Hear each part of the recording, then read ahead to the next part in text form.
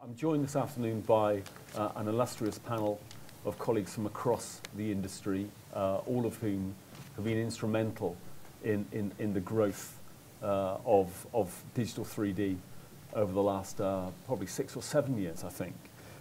From the left, we have Richard Fish, who is commercial director. Sorry, from the right, we have left, your left, my right. We have Richard Fish, who is commercial director of Deluxe Digital Cinema EMEA. Then Drew Kaza, executive vice president of digital development for Odeon UCI Cinemas. And then Cameron Saunders, UK managing director for 20th Century Fox UK. And then Julian Pinn, who is director of cinema marketing EMEA for Dolby. If I can start with you, Cameron, I mean, your studio Fox has clearly been responsible for some of the undoubted highlights of the 3D cinema experience in recent times, most notably Avatar and more recently Life of Pi. If we cast our mind back, since Chicken Little, for those who can remember it, in 2006, there have been over 150 digital 3D films released in the UK, which have accumulated something north of £900 million at the box office. But knowing what we know now, do you think that represents a good return? And what might we as an industry have done differently? Well, I think it's an outstanding return, particularly if you look at the last, I counted them actually, and it's been exactly 100 major releases since 2010 with Avatar, including Crude's, which we released last weekend. And those combined, so the last 3 years, it's been £750 million of box office from 3D. So obviously there was a long kind of gestation period from Chicken Little through to Avatar, then really in the last 3 and a bit years, there's been £750 million of box office.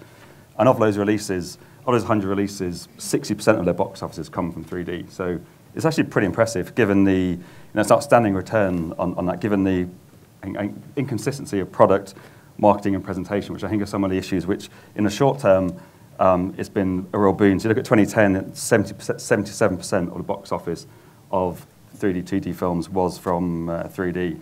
And in the last year, it's 55%. So you're seeing a kind of actually an explosive growth driven by, I think, Avatar set a very high standard. And there's lots of great products since then. I think some of my favourites have been, Cave of Forgotten Dreams is actually one of my favourite 3D releases, just because it's outstanding use of the format. Tron, Tintin, Titanic in 3D, Prometheus has been outstanding product, which has been absolutely worth every penny, and is categorically, there's no question, you have to see those films in 3D. And yes, you give people the option. But there's also been a lot of products has been good to find. I think of those 100 releases, there's been 20 which I'd say are outstanding. There's probably 60 which are kind of good, and there've been 20 or so which maybe actually haven't been worth probably paying the extra. I think that's no one's fault. No one intends to make, everyone always intends to make the best quality product. But nothing damages the category more than inconsistency. So I think if consumers go and see a film and it's maybe not what they're expecting, wasn't worth the extra, that sets up a problem going forward. And I think that's one of the first problems is consistency of the product, making sure as film distributors, as filmmakers, as cinema chains, we're obliged to audiences to make sure we deliver. They're paying a premium for this product. They're upgrading their product. So if you upgrade your train ticket, if you upgrade your flight ticket, you expect it has to be great every time. And I think that's both in the film itself and also the way it's shown on screen. I think the biggest disappointment I had, and I won't name a cinema chain, but I saw Brave in 3D with my family, and it was a shocking presentation. It was grainy, I couldn't see what was going on. And the audience probably wouldn't know. I knew the light levels were wrong, I knew the way it was presented was wrong, and I spoke to the guys, and they obviously were very concerned about that. But to the audience, it wasn't really worth the extra. And I saw Brave on DVD, and it's actually better on DVD than it was seeing it in the cinema, and that is a pretty shocking state of affairs. And I think consistency of delivery, and it's not to say, that probably is maybe 5-10% might be badly presented, but that always kind of adds up over the course of time. And I think clearly you need to see it at Odeon next time. Yeah, it wasn't an Odeon. I'll give you that. I won't say who it was. And the final thing is just in marketing. I think as when we promote Life of Pi, when we promoted Titanic, when we promoted Prometheus, it's all about the 3D experience. It's see the film in 3D. You see all our creative on Life of Pi. And all the marketing you have to see this film in 3D, and it does. It's a film. The filmmaker demands it to be seen in 3D, and it's the same with DreamWorks and their animation product. They push and push. They spend a lot of time making great 3D, so we promote it. And the thing that kind of bugs me the most over the last couple of years is when people go, see it's in 3D and 2D, or also available in 3D. It's like either you believe in it and you promote it, or you don't. Don't kind of go. There's been a couple of films, and I know I won't say who they're from, but it's almost in a small print. It's in 3D, and it's not. You haven't promoted the audience. It's worth seeing in 3D. And they turn up and they're told it's in 3D, and they've then paid extra, and it's not worth seeing, and that's not great in the long term. In the short term, that's part of like £750 million of box office, but in the long term, you kind of create problems for yourself. And I think, in a way, what should be done differently is maybe be more consistent to make sure the category thrives in the long term. Okay, we'll come back to the marketing, I think in a while, but if I can turn to Drew, you're here essentially representing the largest exhibitor in Europe, and I guess, Cameron having pinpointed maybe some deficiencies in terms of the exhibition of 3D films, I'll throw the same question to you. Has the return, has the experience been what was expected, and what might have been done differently in terms of presentation or in terms of the sell to the customer, as it were? Well, it's a great question. I guess the question we have to keep asking ourselves really every day as a company that has to present this and market this to our consumers. The first thing I'd say is I think the rumors of 3D's demise is sort of ridiculously exaggerated, and I probably don't need to say that to an audience here who passionately care about it, but I think the statistics will bear this out, and we'll talk a little bit about results in a second. I think, as mentioned earlier this morning, as Cameron has said, as others have talked about, we've raised the bar, the industry raised the bar, I think, first with Avatar, and then kind of clotheslined ourselves with that same bar, because there was a lot of quantity replacing quality. And being an exhibitor, I'm never shy to slag off studios. So I had a great quote I thought I'd throw out to people from Albert Brooks, the comedian turned actor, who said, 10 years ago, the studios thought the audience were sheep. Now they think they are snails with Down syndrome. And he said that in 1983, but maybe it still applies occasionally. And I think it applies when we talk about the fact that you started having sort of mass quantities of 3D being produced, and quality suffered as a result. But 3D is here to stay, and I think we just need to get studios and producers making it better, and we as exhibitors certainly need to exhibit it better and market it better. Towards that end, there was some research done last year, industry research, which we were a part of, and it did verify that from a consumer standpoint that people see 3D sticking around, which is good news. And by the way, I've got detail I can get into later if people are interested, but I'm going to just top line it very quickly here. Quality, not consistent, and that's something that the consumers are very clued into. So you cannot fool them with this. You heard it in the earlier session today, people doing the glasses thing and the exhibition and everything. Tells you that's a telltale sign that there's some issues there. But going beyond that, because obviously as exhibitors we can't control precisely what the filmmakers put out and what the studios release, so we've got to look at the things we can control. Convenience is a factor. The point that Cameron's making about 3D showing times versus 2D showing times. In some cases I think we've been our own worst enemy, putting the 2D out there. If we really believe in a 3D film, maybe that's all we should be showing. And we're testing that premise a little bit at present with one of Cameron's films, with Crudes. The other thing is 3D glasses are definitely a factor. And we found out through this research that there's actually a great deal, there's very low to no awareness from customers that there are a variety of options.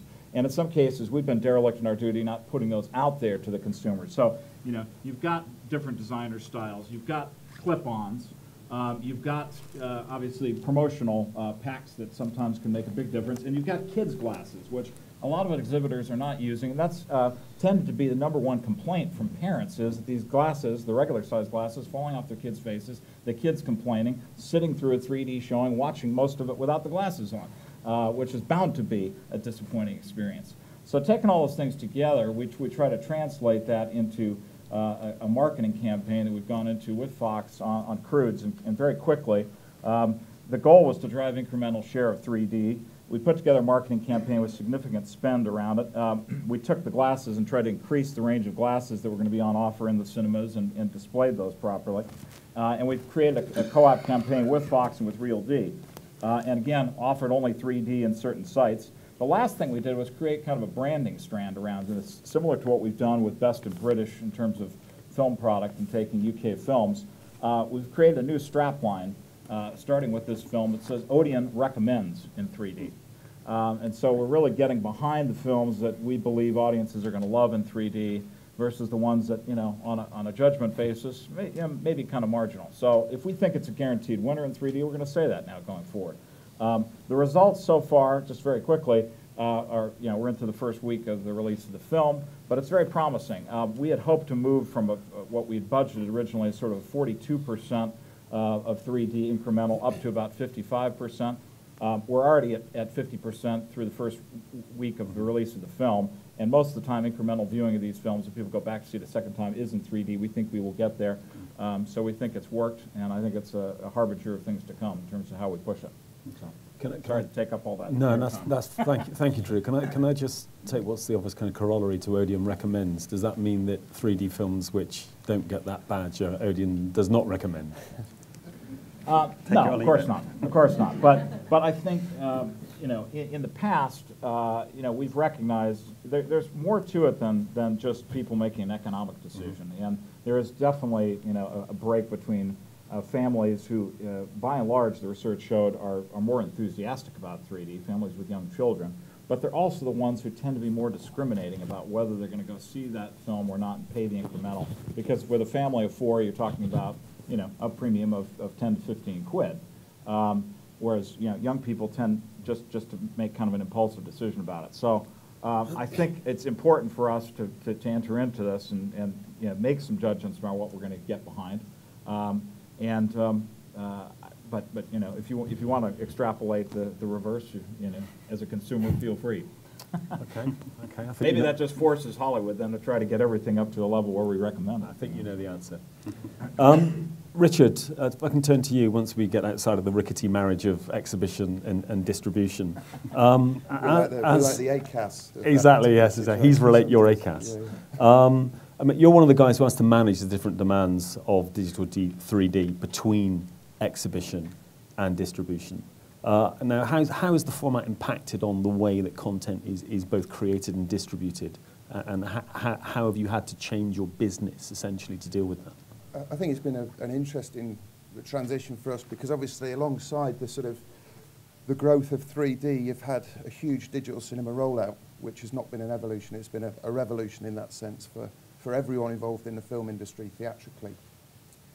I think for us there's been 2 major impacts. One is an aesthetic impact that actually is about the genre of 3D, and the other is a more internal impact as regards just the sheer increase in data and how we deal with that to deliver the feature films throughout Europe. Our main area is distribution distribution and localization throughout EMEA, basically. And I think what's important to note is the international box office makes up a huge amount of the box office for studios, and similarly for someone like Odeon, who you know have a lot of chains in Europe as well. And therefore, the impact of bad 3D in international countries in Europe is very negative for the genre as a whole. And obviously, when we localize, we'll make a 3D subtitled or a dubbed. And interesting you mentioned Chicken Little there, Phil, because back in 2007, one of the first releases that we worked on in 3D was Beowulf, and we were challenged by Warner Brothers, obviously, to release that internationally, which meant subtitling it in certain territories. And obviously, if you put 2D subtitles on a 3D picture, on a static on the Z-axis, then it's going to cause a lot of nausea and eye strain and potentially headaches, which isn't good for the genre as a whole, which sometimes get criticised for that because of the glasses, etc. And so what we quickly realised that we had to create a solution that actually dealt with proper 3D subtitling, which didn't create audience anxiety, basically. So we developed very quickly a 3D subtitle solution. That's now in its sort of 13th iteration. And it's been great. I think what it's done is allowed international audiences to watch and participate in 3D, and I think that's helped maintain and sustain it. I think that adds to the quality, and it's important that us, as Deluxe or as a vendor for the distributors, actually do that and continue to develop and innovate technology, and I'm sure Julian will talk about that as well. Because ultimately I think 3D, I think it's brilliant for the distributors, I think it's brilliant for the film industry, I think it's absolutely imperative for exhibition, because I think the 3D, the feature film world is always challenged by home cinema. And And that's been a major thing for us, was the 3D subtitling. Alongside that, what we've also noticed is just the sheer level of data that we're taking on. For Avatar back in January 2010, we delivered about 50 versions, which was a slight trim down from what James Cameron originally wanted, because he wanted about 700 versions. So not only subtitled, dubbed, all the different territories, but also highlight, low light, etc. But there was no facilities collectively in the world could deliver that amount of versions back in early January 2010. But at the time, Avatar, those versions that we delivered, took up about 95% of our overall capacity within our building, the storage area, the data, etc. So we very quickly realised that in order to deliver 3D theatrically for our clients, the Hollywood studios, to exhibition, we needed to change our whole workflow and refine it. We needed to firewall certain departments so they could work simultaneously. We needed to look at more intelligent compression rates, how we work on that internally and delivering to exhibition. And now I'd say we're at the point where we could probably deliver 5 or 6 avatars simultaneously in the same week, and it'd take up about 25–30% of capacity. So I think 3D for us internally has actually also, what it's done is it's helped us innovate as a technology company, which is a brave new world for Deluxe, which 6 or 7 years ago, 90% of its revenue was in 35mm distribution. So it's a real changed landscape for us as a business. Thank you. Julian, you represent one of the key technology partners operating in this space. What have been the technological challenges about getting 3D right in the cinema environment? So I mean, this is not new, obviously. You know, we've seen Dr. May's stereographs downstairs. You know, the Lumiere brothers in 1903 were shooting in stereo. But certainly with you know, what came first with the digital cinema or 3D, but certainly with digital cinema, it gave now 3D in the cinema the real opportunity to not be a gimmick anymore, or not to have a lifespan of a few years or a decade. You know, so we had successes in the 30s and the 50s and the 70s, and now again in this century. But unfortunately, even though the potential of 3D in digital cinema is now absolutely superb in terms of quality, as Cameron was talking about earlier on, unfortunately there are so many elements in the flow from production, post-production, distribution to finally exhibition, and then the choice of actually glasses with the cinema goers themselves, that the actual opportunity to reach that quality potential isn't always met. So the challenges really from an innovator's perspective are you have different systems, they all need to innovate and need to have, you know, choice of lighter glasses, some with batteries, some without, and each of those different choices would need to have different projection technologies. Now, in the very beginning with Chicken Little, say, you know, in 2007, the choice available for exhibitors to put in 3D systems wasn't that great, and typically relied on needing to have special screens. So rather than having a white screen with a very nice even illumination across the screen, silver, very high gain screens have been very necessary in order to maintain the polarization of light as it reaches the glasses. But that comes with its penalty in a way, not only for 3D or 2D screenings, but when you're in a room and you're looking at an image using a silver screen, then you get what's called a hotspot. And then depending on where you're seated in the auditorium, that hotspot will follow you at a certain kind of speed and cause almost half of the image to be rather dark, with a little bit more ghosting than you would perhaps like. So all of these challenges are facing cinemas, producers of 3D, to overcome effectively what is very challenging in terms of having uniform light across the screen, very challenging in terms of the savage light reduction that happens when you put all these various filters in the way in front of the projector itself, and of course the losses associated with hot-spotting screens and also lower gain screens, and the losses in terms of the glasses themselves. So I think what we'll see going forwards with innovations such as with laser and also with high frame rate is that we're starting now to get a lot more light efficiency out of the projectors that can combat a lot of these hitherto challenges that the industry's been facing. So whilst the potential's always been very, very high for 3D digital cinema to be absolutely superb, like it never has been before with film, I think it's taken a good 5 or so years to get to a point where we're now starting the dawn, really, I would say, of having proper light levels, proper uniformity, a real choice about what type of glasses people can be wearing. And then with those standards that are going to be emerging in terms of having the experience, in the cinema that's very standardized in the same way that 2D has become over the decades, that then gives the confidence to filmmakers that the environment that they're producing for in terms of light levels, color gamut and everything else will have a better chance of being met. So yeah, I think that if there has been any consternation about whether 3D is the right thing for me or not as a cinema goer, I really believe that we're now getting into a much better era, really, where 3D can take hold as a absolute, with integrity, medium of cinematography. Sure.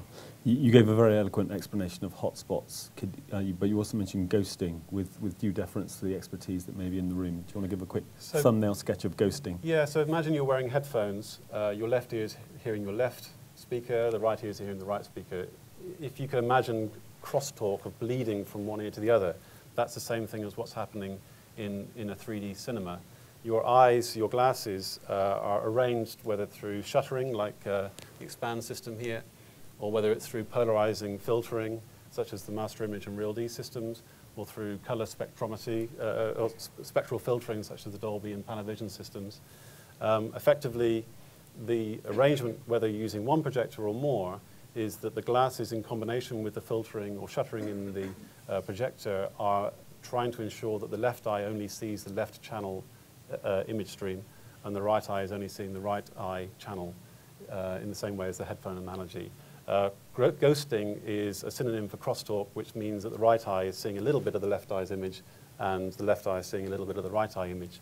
And then you'll see a slight doubling depending on how far in front or behind the screen plane the particular object that you're looking at is. So everything that's on the screen plane, by definition, is overlaid perfectly. And as you then separate them this way or that way, then the object appears to come forwards or further away. Lovely, thank you. Thank you. We'll be asking questions later. If I can turn back to Drew and Cameron, Julian's kind of painted a picture of a future with, more consistency, not necessarily more uniformity, but more consistency. And he mentioned higher frame rates, which clearly, the kind of the three horsemen of the cinema apocalypse for the last few years have been higher frame rates, 3D sound, and laser illumination. They've always been there on the horizon. Now, higher frame rates clearly was with us with The Hobbit, and I don't think I'm breaking any industry omerta in saying the response to that was probably more muted rather, than many had hoped.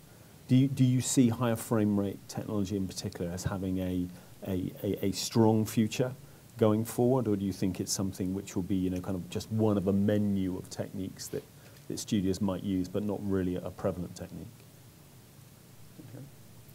You're asking the right studio, since Jim Cameron's the other big proponent of it. But I think the jury is out. We heard this morning from Steve that variable frame rate may be the future. The technology is there. The technology has to catch up to a certain extent, and it was a very useful exercise from that standpoint with The Hobbit. We basically transitioned the 100 screens that we did for high frame rate in about 7 weeks. We would have done it much earlier, but we sort of had some mixed signals coming back and forth from Warner about how they wanted to do it. I think, The Hobbit in many ways was a very imperfect sort of vehicle for this initially to test you can't isolate the high frame rate piece of this film, as the people in the earlier session up here mentioned. So I think it's very difficult to gauge. First of all, would you, if you were trying to come up with a consumer brand, come up with anything worse than HFR? 48 frames a second, that could be. That could be worse. That could be worse. But numbers sometimes impress people, and letters just confuse them, I think. So it started from the standpoint of non-existent to poor marketing of the concept, I think, from just a general consumer standpoint. there are, I think, some clear benefits that came out of it, I think, as a consumer. I think, you know, it did help the on-screen product in the end, particularly where you were in an auditorium where you might be out on the fringes rather than the middle of the auditorium in terms of what you were seeing. But there was an awful lot going on in there. And personally, I think it's a generational thing, Phil. We haven't done concrete research on this, but anecdotally, I've had an awful lot of conversations, and those who have kids in the room might be able to relate to this too. I had a 12 and 14-year-old who we took to the premiere and absolutely loved it, and my 14-year-old thought it was the best thing she'd ever seen. She understood that the high frame rate thing was part of it because Dad told her going into it. She loved that. Most people, I think, young people under the age of 25 are going to prefer high frame rates going forward because that's the experience they're used to. It's a gaming experience. It's a high-resolution experience. For those of us who said when we first saw it, don't know if I like that, a little harsh. You know, maybe some of us said the same thing the first time we listened to a CD with very high, you know, falsetto or soprano notes being sung, you know. So there may be some warmth in it, but maybe we're just getting a little bit older and a little stodgy in our views, too. So I think there is going to be a generational shift that we're going to see, and I have no doubt, really, that high frame rate is going to be part of the future. How big and how quickly is really the only question, but, you know, Peter Jackson seems committed, Cameron seems committed, and the question we had going into it with Peter Jackson was, well, will this be an industry standard, or is this just going to be a one-off? Because if it's just a one-off, then it's really pretty pointless. So we had to believe in enough to think that it is moving us forward. But the filmmakers have to embrace it, and there is a cost factor on that, sure. Which the studios have to like. And right now, probably only the big boys like Cameron and Jackson can say, yeah, I'm going to do it in high frame rate, and the studio will back that today. Yeah, to me, as an outsider, it kind of lacks conviction. And I think maybe because the product wasn't what they're expecting, you didn't feel the studio was recommending, Warners were recommending this has to be seen in HFR. I think it was an interesting test. I think see it as an experiment. I found it kind of interesting, people saying it looked too real. And I think when you go on set visits, generally you go on a set visit, it all looks a little bit rubbish. You can see the fiberglass, and you can see, and you kind of go, I'm always amazed how they take a set and make it look like it looks on screen. But the one set visit I did go on last year, I was lucky enough to go to Prometheus, a set visit, and actually Ridley Scott is such a perfectionist to detail. You walked on that and you felt you were on that spaceship. You know, every single screen had a computer graphics, not green screen, it was all on there, illustrated every single bottle. Even you turn the bottles around, the label on the back was perfect, even though it wasn't being seen, because that's the kind of, and that's expensive for filmmakers to do. Well, that one in HFR would look magnificent, I think. Or Life of Pi. I thought we took the wrong film last year. I really thought Life of Pi, rather than Hobbit, should have been the film in HFR, and you would have really seen the difference on top of what we already did. Yeah, I think you know, when James Cameron, if and when he does HFR and on the next Avatar, that will be done with utter conviction and huge amount of expense. But it will be one of the films that, you know, cinemas will be upgrading on their sites, consumers will go, and it'll be a must-see experience. And that will, I think, you have to keep innovating. You kind of feel, in a way, cinemas have done this big transition to digital, and it's almost like you can rest now, sit back, slump in a chair, and go, thank God that's over. And you know, you look at home entertainment. You look at the innovation of home entertainment. It's astronomical. You look at even on the portable mobile, the resolution of screens. That home entertainment we are competing with. Ultimately, we have to innovate as quickly as that. And HFR and all of the laser projection, all those areas are a fundamental part of what is a premium for the cinema experience. You know, the story of the last decade in the UK, cinema growth has been driven primarily by ticket price inflation, because you command a premium for better choice of product, better experience, better projection. And to sustain that going forward, we all need to innovate in that area and deliver with conviction films that audiences will change in the same way 3D and Avatar changed and Life of Pi and various other films changed, what the cinema was about, so you couldn't do it at home. I always think, Phil, on a panel like this sometimes there should be two of us and two 14-year-old kids, and I think you'd get a true response to where 3D will be, because, Drew mentioned gaming, and it's a great thing when gaming truly embraces 3D, when broadcast truly embraces 3D, then there won't be any circumspection about whether 3D will exist in cinema or not, I think that must be right. I mean, at the risk of editorializing as the moderator, I think probably the lesson from the most recent HFR episode is that, unlike digitization, it wasn't a dialogue between exhibition and distribution. And I think, we need to always have our ducks in a row in terms of what the narrative is around why it's important. It needs to be driven by audience rather than driven by technology. And I think, that there's no wish, having put our hands in our pockets and in distribution's pockets to fund for digitization, there's no wish to sit on our laurels. but I think, you know, that any upgrades or changes need to be from the current platform and need to be driven by audience needs rather than technological provider needs, which is always a danger once you move onto a digital platform. Segueing into that, and I'm not at all putting you into that category, Richard. We've heard, you know, you talked about, you know, the sheer volume of content which now kind of is visited upon you, and with HFR you have that plus an additional layer of hell, as it were. What is the future for distribution of content, be it 3D content or as we now increasingly call it, standard digital content for guys like you? I think interestingly, The Hobbit's a good one. We distributed that on behalf of MGM, so we localised it and distributed it.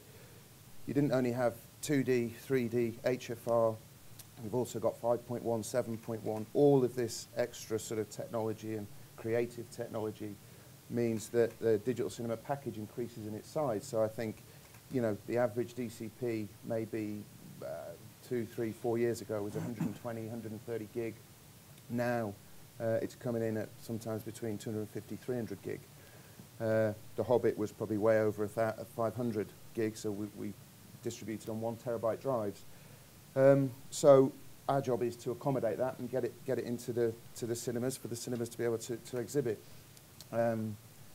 Obviously, I think really the best way to put it for me is in the future, exhibition and cinema it'll be like Netflix on steroids, basically.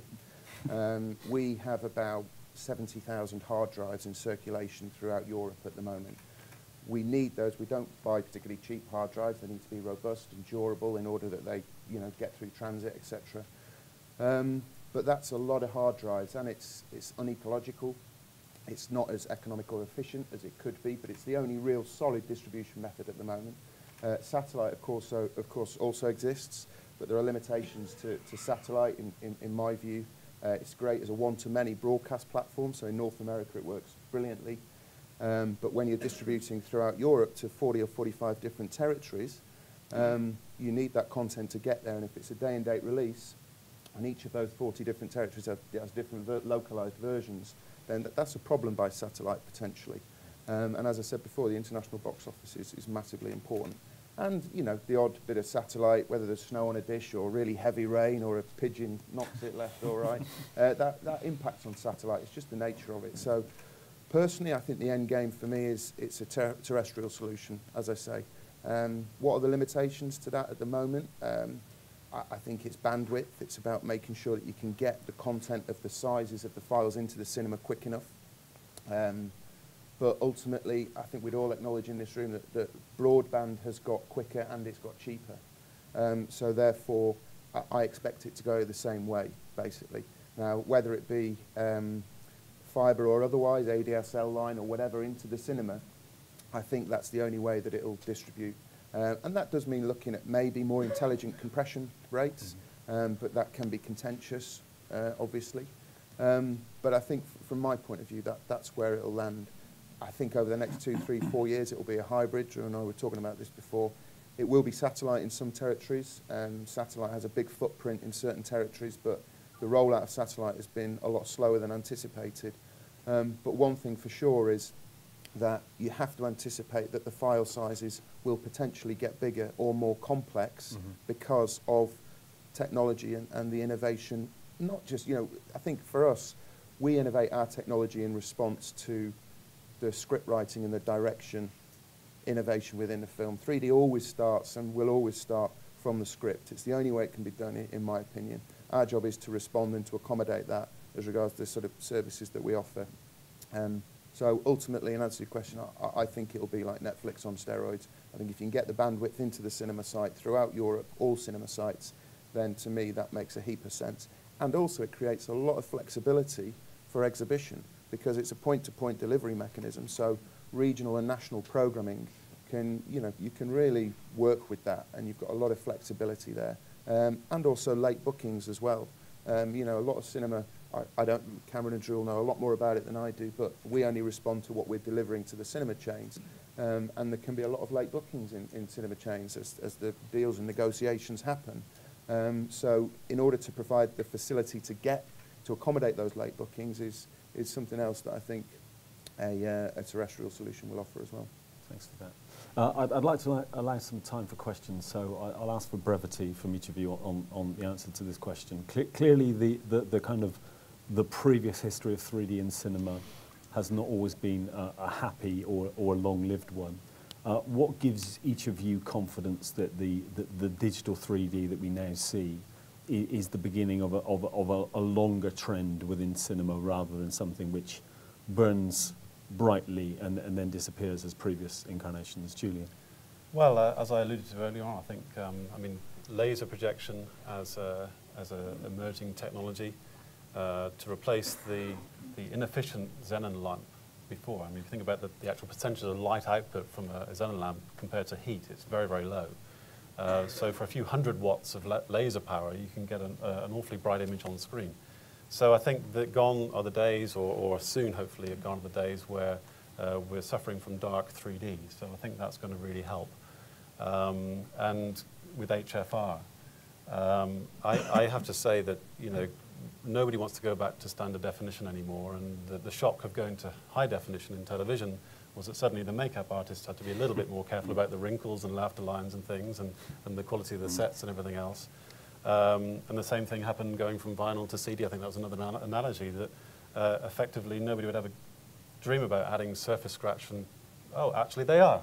So here we have this warmth of what we all liked with vinyl that's now actually being added back into otherwise pristine digital recordings to give that feel. So I think if there's anything that 24 frames per second gave in terms of a cinematic feel, sooner than later I think there will be the workflow practices and the tools in post-production to be able to add that back in the same way that soft focus and other kind of warm effects can be added back in as well. So then it may well be a very high frame rate that's 48 or 60 or even 120 frames per second presentation, that some scenes would be pristine and have that sense of fluidity that the extra frame rate gives.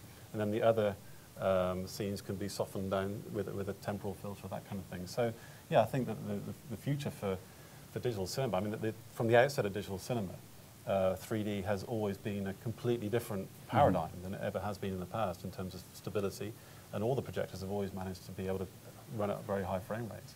And this is, I think, a very exciting future for 3D in digital cinema. I think it's really is here to stay. Thanks. Wow, don't come test me on that in 10 years' time. Cameron? Well, I think it's really encouraging to see great filmmakers embracing the category, and even without any of those technical changes, and it's great to hear it's going to get better. And when you've got Ang Lee, and I think Great Gatsby is going to be sensational this year. Scorsese of Hugo. It'd be good to see one of those directors do their second 3D film. It's interesting to see. But you know, when you look at Life of Pi and actually Ang Lee, that film wouldn't have been made possible without 3D, because it is that putting into the story, and I think just great storytelling, great filmmaking.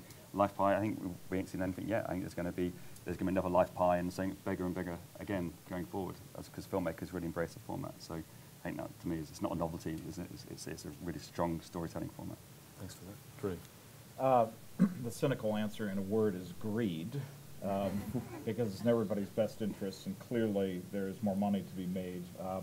But I would agree with what Cameron said. I mean, the good news is that, you know, we've learned a little bit that, you know, as I was saying earlier, just throwing it up on the screen does not necessarily translate into a better experience, and consumers will discern, and then you've got this kind of ebb and flow that goes on. But I think, you know, quality is continuing to get better. The embrace of people like Ang Lee, who I think has said he wants to continue making 3D films. People like Katzenberg, who committed several years ago to say everything's going to be in 3D.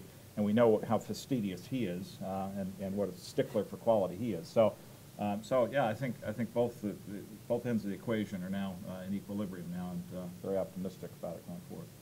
Richard, anything to add? Not really. I think it's been summed up well, and I think at the end of the day, it's the film business and the film industry is a creative industry, and if it's a creative industry, that creation and continuing to progress happens in script, happens in direction, happens in set building, happens in camera technology, and I think anyone who doubts the ability of technology to progress and change things is going to be proven wrong, definitely. And as I say, I think like higher frame rate as well. I think it's relative to what we're used to, but people had doubts about colour when it transitioned from black and white, and you know, I just think that in 3, 4, 5 years' time, there'll be a lot of things that are relative then that we're discussing now, basically, as whether it will or won't work. Thank you for that. We've got time, I think. He's holding up 3 fingers, so we've got time for a couple of quick questions. Gentleman over middle left. Do we have mics? We do have mics, excellent. Thank you for a very interesting session.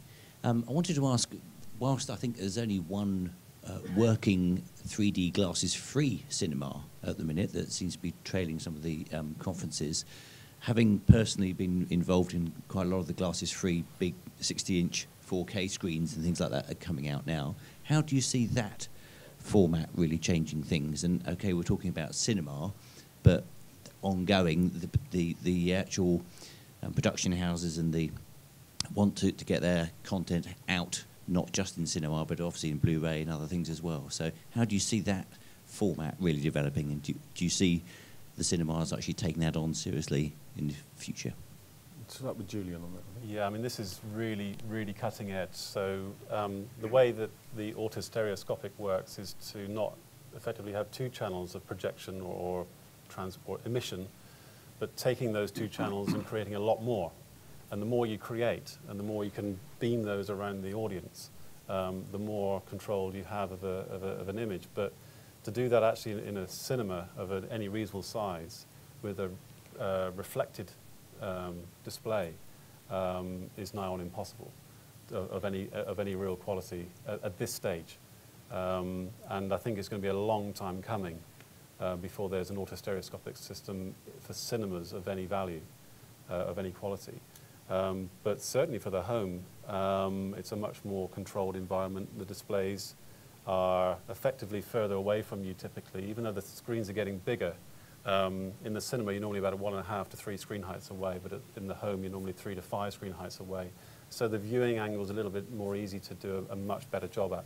So I think there's a session on that later on today on autostereoscopic. So I think, yeah, this is something that absolutely to come, because it's clearly the biggest issue of going to see a 3D movie is having to wear glasses.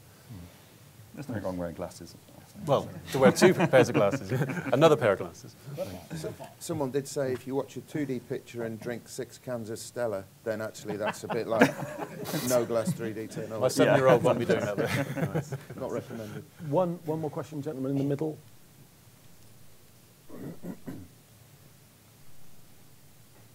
Thank you. My question's about the upcharging, actually. Drew, you were saying about you experimenting with crudes on doing screenings that are just purely 3D. Obviously, when 3D systems started to go into cinemas around sort of Avatar, Alice in Wonderland, there was a lot of talk about audiences will pay extra because they're getting a premium experience if they're choosing the 3D. When they've only got the choice of the 3D, say in those cinemas, is the price still the upcharge price? And I'm wondering this partly because Cineworld, for instance, recently have started charging their loyalty card members no longer pay an upcharge for 3D. They've dropped that for their loyalty card holders. So I was wondering what you thought about that. Right. I won't speak for a marketing team. It's possible that they're looking at, with the Odeon Premier Club, we may be, looking to respond to what Cineworld's done for their loyalty scheme members. But we did charge the upcharge in those screens. And by the way, the research bears out actually the upcharge is not unreasonable. The most consumers' expectation, about 60–70%, said actually, where you're pricing it is where we'd expect you to price it. This is a premium experience. I think one fundamental decision we took a couple of years ago, and we were, I think, the market leaders in Europe on this, and now pretty much everybody's doing it, is we do make the glasses an optional charge now. We have promoted this as a green thing. Bring back your glasses, save yourself a quid. For reasons that are beyond me, the U.S. still is not there yet. The exhibitors in the U.S. continue to fight tooth and nail and demand that the distributors continue to give them free glasses. I think they're missing a trick because actually, although the smart consumers will bring them back, 5 or 10 times, there's a lot of them that will pay over and over again. But yet we've given them the option, so they've kind of taken that off the table in their own mindset. So I think, and it's a green message again that we're putting out there. So. I don't think the upcharge is as much of an issue as some people might think it is for the consumer, as long as the quality is there. Okay, thank you for that, Drew. I think we'll leave it there. Thanks to colleagues on the panel for their time. Thank you for your time, and enjoy your lunch. Thank you.